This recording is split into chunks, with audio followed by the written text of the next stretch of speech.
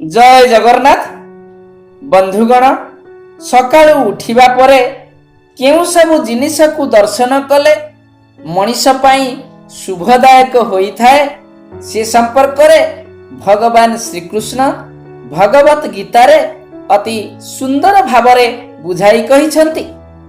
भगवान श्रीकृष्ण एक कथा कहिछंती जे एही जिनिस गुड़िकर दर्शन करिबा द्वारा जीवन रे सुख समृद्धि एवं ऐश्वर्य इत्यादि प्राप्ति होइथाए।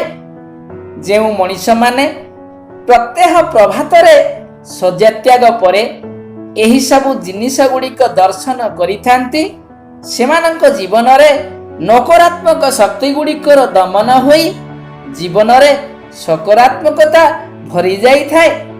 परिवार रे शांति, धन लाभ, विवाह जोग, चाकरी प्राप्ति ठारू आरंभ करी राजदंड भोग इत्यादि मुक्ति मध्य मिली थाए। कारण बंधुगण, आम मानक घरे किंबा आम मानक घरर आख पाखरे एमिति किछि जिनिस आम मानक अदृश्य रे रही थांती जहाकी आम अजणारे नकारात्मक शक्ति गुड़िक छाड़ी थांती एवं किछि एमिति जिनिस थाए जहा सकारात्मक शक्ति मध्य छाड़ी थांती।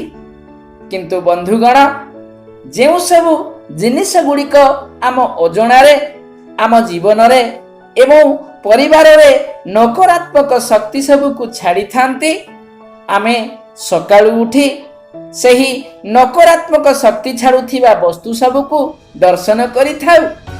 फलतः ताहा आम जीवन उपरे अनेक नकारात्मक प्रभाव पकाई थांती।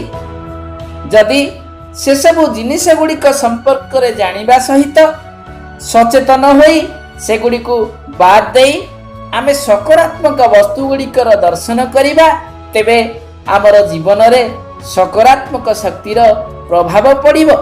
सेथिपाई आमर शास्त्र गुड़िकर एपरि किछि वस्तु विषय रे कुहा जाइछि जेउ सबको सकाळु उठिबा मात्रे दर्शन कले मनीष को तार प्रत्येक कार्य रे केवल शुभ फल ही मिली थाए।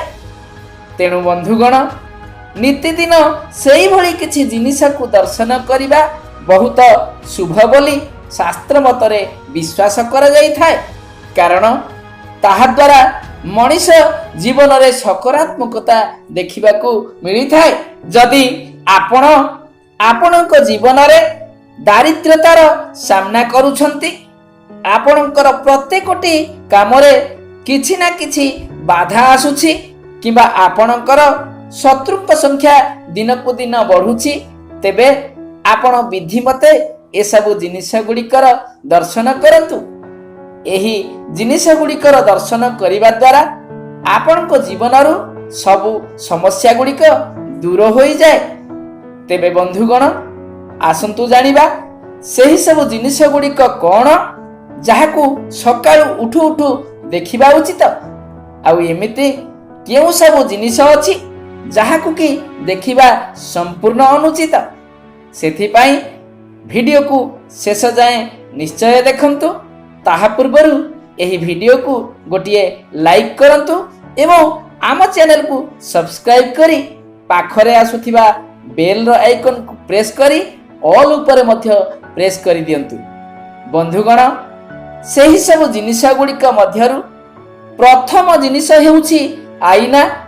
वास्तुशास्त्र अनुसार मनीष को सकाळु उठिबा परे आईना को केबे भी देखिबा उचित नुहे।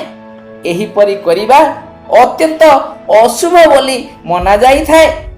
बंधुगण, वास्तुशास्त्र रे कुहा जाइछि जे सकाळु उठिबा परे आईना देखिबा द्वारा एहार अशुभ प्रभाव मनीषर भाग्य उपरे पड़ी थाए एवं जीवन रे उन्नति आसीबा बदल रे केवल अवनति ही होई थाए। एथिपाई सकाळु उठिबा मात्रे आईना रे निजर चेहरा को आदौ भी देखंतु नाही। कारण सकाळु उठिबा समय रे आमर चेहरा खराब देखा जाउ थाए। आ सकाळु उठिबा मात्रे एपरी खराब मुह देखिबा द्वारा ଏହାର ନକାରାତ୍ମକ ପ୍ରଭାବ ସିଧା ଆମର ମନ ଉପରେ ପଡ଼ିଥାଏ। ବନ୍ଧୁଗଣ, ଦ୍ୱିତୀୟରେ ସକାଳୁ ଉଠିବା ମାତ୍ରେ ଆପଣ କୌଣସି ଜିନିଷର ଛାଇକୁ ଆଦୌ ଦେଖନ୍ତୁ ନାହିଁ। ଶାସ୍ତ୍ର ଅନୁସାରେ ସକାଳୁ ଉଠିବା ମାତ୍ରେ ଛାଇକୁ ଦେଖିବା ଦ୍ୱାରା ମଣିଷ ଜୀବନରେ ଦୁର୍ଭାଗ୍ୟ ଘଟି ଆସିଥାଏ। କାରଣ ଛାଇ ମଣିଷ ଜୀବନରେ କେବଳ ଭୟ ନୁହେଁ, ବରଂ ଏହା ଭ୍ରମ ଧାରଣା ମଧ୍ୟ ସୃଷ୍ଟି କରିଥାଏ। ସକାଳୁ ଉଠିବା ମାତ୍ରେ ଯଦି ଆପଣ ଆପଣଙ୍କର ନିଜର ଛାଇକୁ ବି ଦେଖୁଛନ୍ତି, ତ ତେବେ ଏହା ଆପଣଙ୍କ ଜୀବନରେ ଆର୍ଥିକ ସଙ୍କଟ ନିର୍ମାଣ କରିଥାଏ। ଆପଣଙ୍କର କୌଣସି ବି କାର୍ଯ୍ୟ ପୂରା ନ ହୋଇ ଅଟକି ରହିଥାଏ।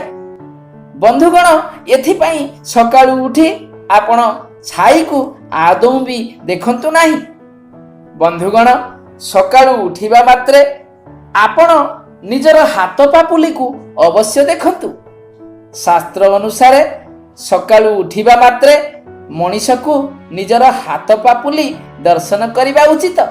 କାରଣ ମଣିଷର ହାତର ଅଗ୍ରଭାଗରେ ମହାଲକ୍ଷ୍ମୀ ନିବାସ କରିବା ସଙ୍ଗକୁ ମଧ୍ୟଭାଗରେ ମା ସରସ୍ୱତୀ ଏବଂ ସମ୍ପୂର୍ଣ୍ଣ ହାତରେ ଗୋବିନ୍ଦ ଅର୍ଥାତ୍ ନାରାୟଣଙ୍କର ନିବାସ ଅଟେ। ଏଥିପାଇଁ ଆପଣ ସକାଳୁ ଉଠିବା ମାତ୍ରେ ନିଜର ହାତ ପାପୁଲିକୁ ଦର୍ଶନ କରନ୍ତୁ।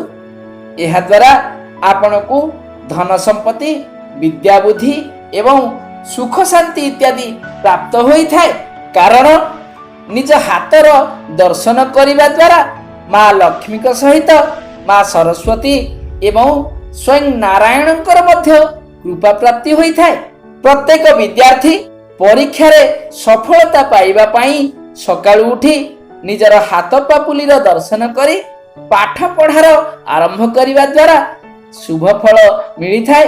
ଆମେ ସକାଳୁ ଉଠି ଗୋମାତାଙ୍କୁ ଅର୍ଥାତ୍ ଗାଈକୁ ଦର୍ଶନ କରିବା ଦ୍ୱାରା ଶୁଭ ଫଳ ମିଳିଥାଏ।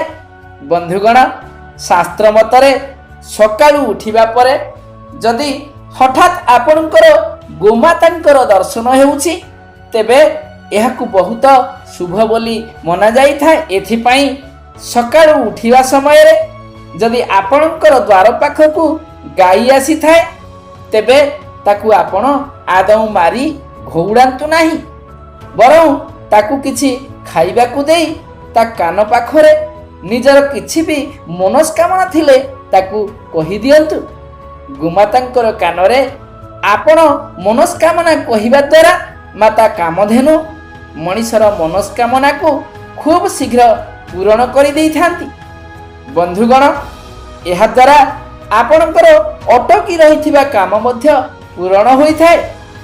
ଆପଣଙ୍କର ଆର୍ଥିକ ସ୍ଥିତିରେ ମଧ୍ୟ ସୁଧାର ଆସିଥାଏ। ବନ୍ଧୁଗଣ, ଏହାପରେ ରହିଛି ତୁଳସୀ ବୃକ୍ଷର ଦର୍ଶନ।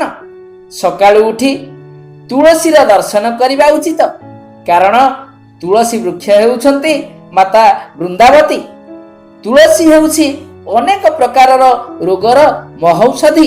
ମଣିଷର ଜୀବନରେ ଆସିବାକୁ ଥିବା ଅଘଟଣକୁ ମାତା ବୃନ୍ଦାବତୀ ଆଗୁଆ ଜଣାଇ ଦେଇଥାନ୍ତି। ଯଦି କେବେ ଦୈବାତବଶତଃ ଘରର ତୁଳସୀ ଗଛ ଶୁଖିଯାଏ, ତେବେ ଜାଣିନେବେ ଯେ ଘରକୁ କୌଣସି ନା କୌଣସି ଦୁର୍ଘଟଣା ଆସିବାକୁ ଯାଉଅଛି, କିମ୍ବା ଘରର ପୁରୁଷ କୌଣସି ବିପଦରେ ପଡ଼ିବାକୁ ଯାଉଛନ୍ତି।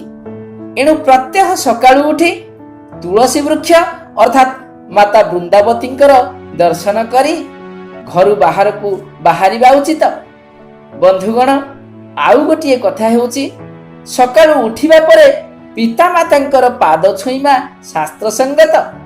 ଶାସ୍ତ୍ରରେ ବର୍ଣ୍ଣିତ ଅଛି ଯେ ମଣିଷ ସକାଳୁ ଉଠିବା ପରେ କିମ୍ବା କୌଣସି କାମରେ ଯିବା ପୂର୍ବରୁ ମାତା ପିତାଙ୍କର ଚରଣ ଅବଶ୍ୟ ସ୍ପର୍ଶ କରି ପ୍ରଣାମ କରିବା ଉଚିତ। କାରଣ ପିତାମାତାଙ୍କର ଚରଣରେ ହିଁ ସ୍ୱର୍ଗଲୋକ ବିରାଜମାନ ହୋଇଥାଏ। ଏଥିପାଇଁ ଯେଉଁ ବ୍ୟକ୍ତି ମାତା ପିତାଙ୍କର ଚରଣ ଛୁଇଁ ଘରୁ ବାହାରିଥାନ୍ତି, ତାକୁ ତାର ସମସ୍ତ କାର୍ଯ୍ୟରେ ସଫଳତା ଅବଶ୍ୟ ପ୍ରାପ୍ତି ହୋଇଥାଏ।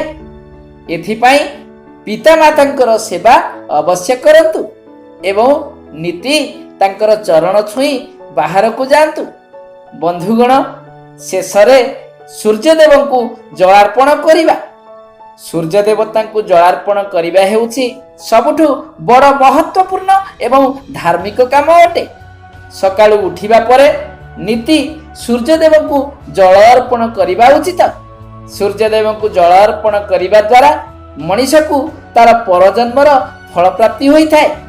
ଏଥିପାଇଁ ସକାଳୁ ଉଠିବା ପରେ ସ୍ନାନ କରି ସୂର୍ଯ୍ୟ ଦେବତାଙ୍କୁ ଗୋଟିଏ ତମ୍ବା ଢାଳ କିମ୍ବା ପିତ୍ତଳ ଗଡ଼ୁରେ ଅତି କମରେ 3 ଥର ଜଳ ଅର୍ପଣ କରନ୍ତୁ ଏବଂ ପ୍ରତିଥର ଜଳାର୍ପଣ କରିବା ସମୟରେ ଓಂ ସୂର୍ଯ୍ୟାୟ ନମଃ ଏହି ମନ୍ତ୍ରକୁ ଅବଶ୍ୟ ଜପ କରନ୍ତୁ।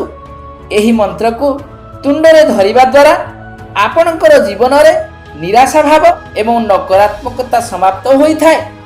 ଆପଣଙ୍କ ଜୀବନରେ ସୁଖ ଏବଂ ସମୃଦ୍ଧି ମଧ୍ୟ ଭରି ଯାଇଥାଏ।